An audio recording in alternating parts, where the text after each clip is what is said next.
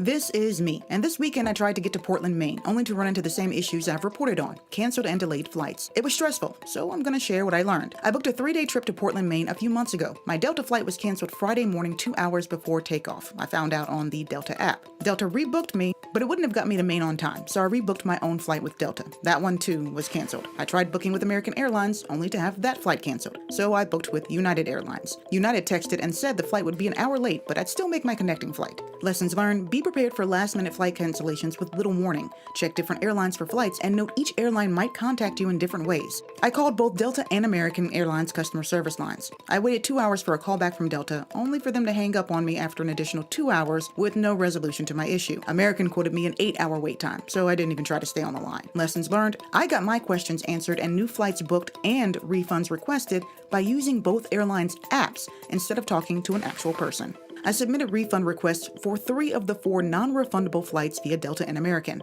With Delta, I had to submit a request for a refund, which they sent 5 days later. American automatically sent me vouchers via email and allowed me to request a refund that way. Lessons learned: each airline handled how they sent me the voucher differently. When it was time to return to Atlanta from Portland, only 2 people were checking folks in, leading to a 43-minute wait to drop off bags. I got onto the plane 10 minutes before the doors closed, and Delta's app alerted me my bag made it onto the plane at 5:55 a.m. for the 6:19 a.m. flight. Lessons learned: even if it's a small airport like Portland, there may be staffing issues. So when they say get there 2 hours before your flight, make sure you take that advice. To recap, download the airline's apps, pay attention to refundable versus non-refundable tickets, get to the airport early, and keep an eye on your email, text, and app. In Atlanta, Hope Ford, 11 Alive News. Such a headache for so many people out there. You can read much more about Hope's headache and some helpful other travel tips for you right now on 11alive.com.